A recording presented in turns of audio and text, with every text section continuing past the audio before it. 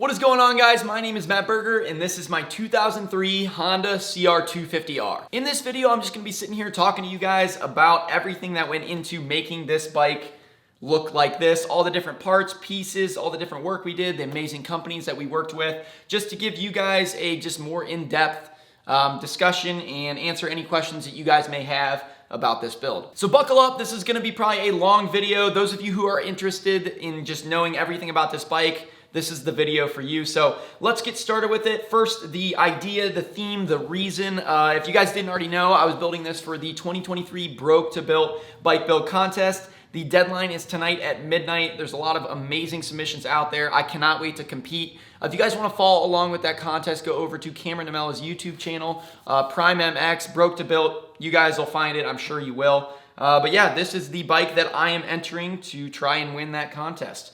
And I think we got a good shot at it. So let's talk about just the general idea and theme. I always like to have a theme with all of my builds. You see so many cool bike builds out there, but they don't usually have a theme or anything behind it. So that's something that I always like to do. It kind of adds a little bit more to the story and a little bit more to go off of. And what we did here was model this bike off of Ricky Johnson's 1986 Honda CR250R. Obviously we got R. Johnson on here. We got his number 5. That's not me. So that's where that came from. Ricky Johnson was a great racer back in the 80s, won a ton of national championships, and he ran on those iconic 80s Hondas, the blue seat, the gold rims, all the red plastics, the red frame, and that is what we did here. And I hope, fingers crossed, that we knocked it out of the park. But of course, this is a 2003, not a 1986, so it's not a restoration, it's not a replica, it's not a model. It's a inspired build is what I like to call it. So kind of going with that modernized theme, I went ahead and used the TX Race Kit. This basically takes all the plastics and updates them to the 2023 CRF. And then atop these plastics, SKDA knocked it out of the park on these graphics, went with the chrome kind of holographic graphic on there, and I really think it's just such a unique look to it, and I think it kind of pulls the whole thing together. I was a little bit nervous about it at first, and I really think once I got this thing outside, started snapping some photos of it, I fell in love with the way this thing looks. So yeah, they knocked it out of the park. They were great to work with. And yeah, so that is the kind of build vision, the overall theme of the bike. Let's dive into kind of some of the more in-depth components. There's a lot to go through. I'm gonna be jumping all over the place. So I'll be like looking at all the different companies that are on the graphics to kind of keep me on track. But yeah, so all the different companies that are on the graphics are companies that helped us out with this build. So a huge thank you, a huge shout out to all of those individuals and companies that I worked with. This bike and build and this project would not have been able to happen without your guys' help. So thank you so much, and I am very grateful for anything that you guys have offered me. My friends, family, everybody who helped out. Again, a huge thank you to everybody who was part of this build one way or another. And without you guys, it wouldn't have happened. This is by far my most in-depth bike build that I have ever done. I'm super proud of myself and very happy with how it turned out. A lot of stuff that I've never done before. We got stuff zinc plated. We did, some Cerakote in-house. We removed all the casting lines on some of the aluminum components. That's stuff I'd never done before.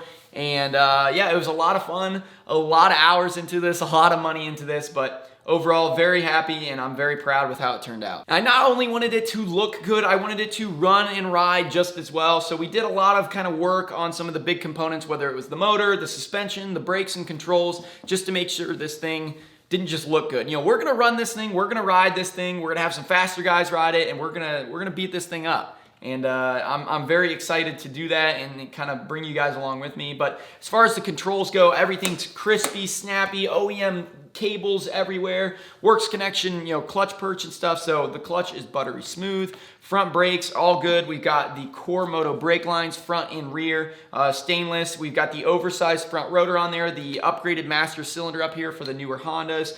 So the brake components, tip-top shape, those are gonna be good. Moving on to the suspension, we've got Kashima coating on these forks. I'll give kind of the quick story behind that. So Kashima coating is just a special type of hard anodizing that like the pros use, and that's trademarked over in Japan. It can only get done in Japan. So there's some services that, different companies that offer that service here in the United States. They ship it to Japan. It's like $550 or $600. So I'm like, you know what, I'm gonna try to save some money. So I ended up shipping these to Japan myself. I found a company called Technics over in Japan who does this. It was like $220 or something for them to do the Kashima coating. So I was like, oh, awesome. Well, there was also $200 in shipping costs, so we're about $420 in, but this is genuine Kashima coating on the front forks, and that bronze color looks incredible.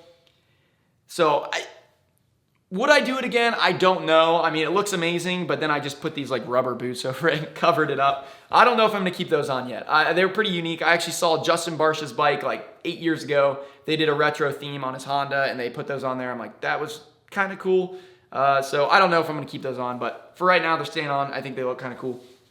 But as far as the actual suspension components internally, so obviously rebuild everything, did all that stuff, and then I ended up sending out the internal chamber and the entire rear shock. I sent to JB over at JBI. He went through, cleaned everything up, did some revalving on there. Obviously, I know how to rebuild suspension, but I don't know how to revalve suspension. So he hooked us up, got us all set up. As far as my weight experience, all that stuff goes. I did the ceramic, the Cerakoting on the rear shock body here. This is just a titanium gray. All the Cerakote that I used was the Elite series. It's supposed to be a little bit stronger. So yeah, rear shock, JB, he is the man when it comes to that stuff. So he did the rear shock, the inner chambers on the front forks.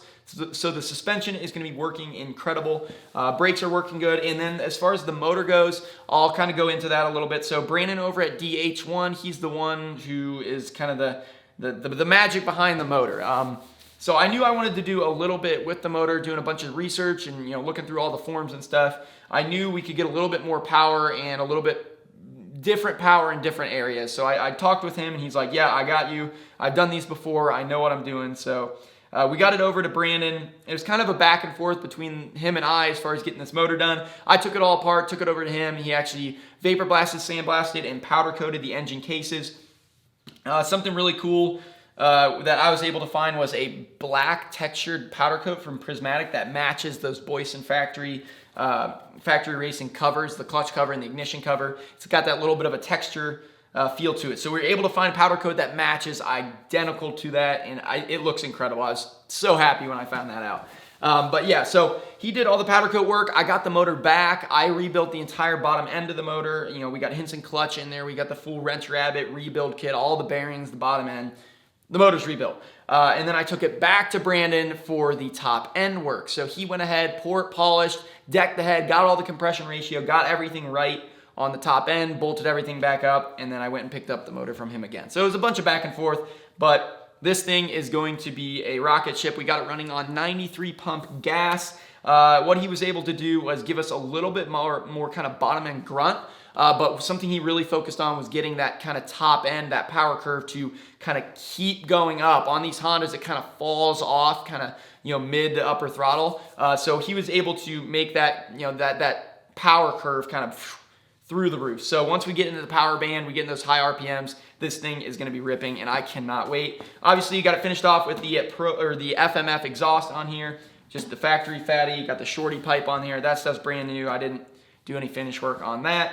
The carburetor, so this is the Lectron Bilotron 38. Huge shout out to Lectron. They supplied the carburetor on this build, and I can't wait to try it out. I've used their 8 series that have worked great. Never used their Bilotron 38. That's what we got on here. I fired it up in like 10 kicks. Idle's perfect, runs perfect, did a couple heat cycles.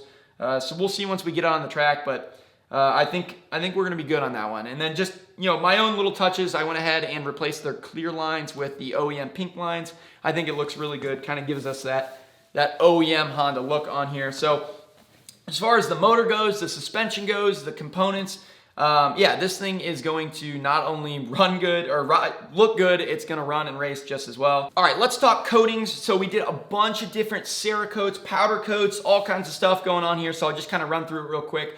The powder coat we did on the triple clamps, the hubs, and then obviously the frame. So this frame, this was a terrifying thing to do. So I hate powder coating aluminum frames, especially these big ones on the Hondas, because that is a big chunk that your eye gets drawn to. And the aluminum looks so nice when you get it, brushed real nice.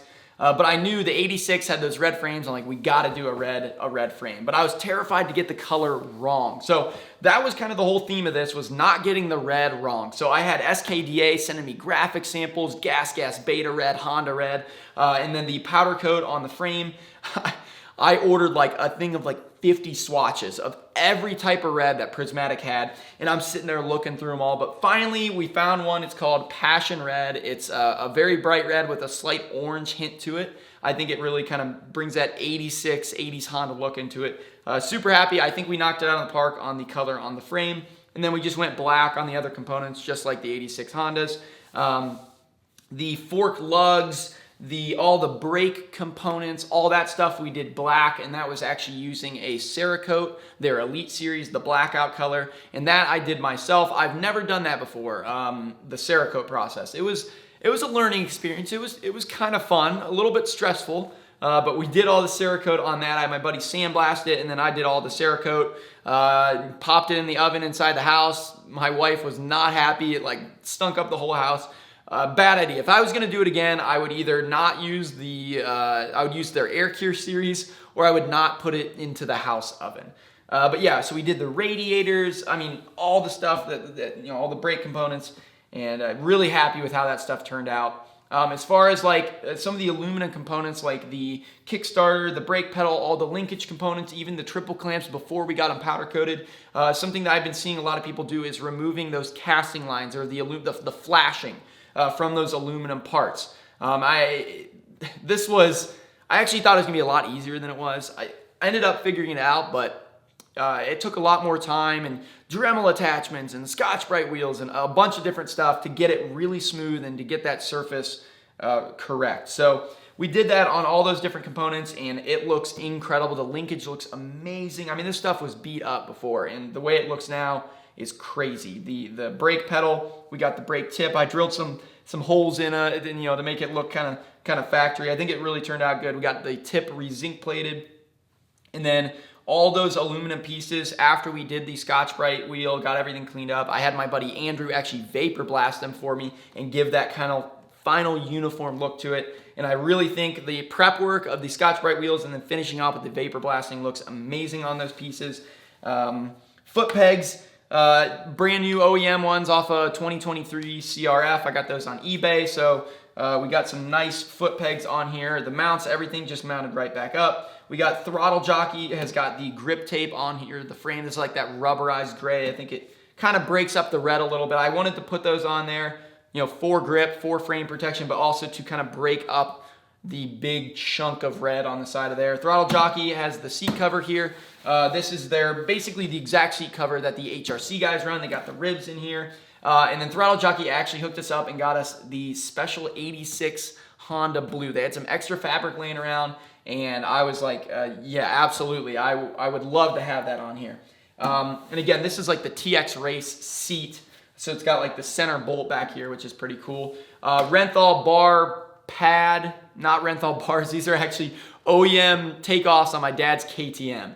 And then I just bought the Renthal bar pad. I didn't want to buy new bars, and I like KTM bends, and these were free in the back. So moving on to the wheels, we've got the gold Excel rims with the red anodized spoke nipples, and then the silver spokes, the black hubs. I think it all looks really, really good. Obviously, you gotta have the gold wheels on the 80s Hondas, and then I got it finished off with a fresh set of Kenda rubber. We've got the Kenda Washougal 3 on the front and the Kenda Washougal 2 on the rear. Before I forget, let's talk about the front number plate. We've been seeing a lot of these vented plates. I knew that's what I wanted to do on this build. I wanted to try this myself, but I can't take credit. I did not do this one. I was running out of time and didn't feel like chopping my fingers off, so I took it over to my friend Dustin. He owns Camber MX. He actually does these vented plates for people, so if you're looking to get a vented plate on one of your bikes, Camber MX, he's the one that does like Logan Carnell's plates for Supercross.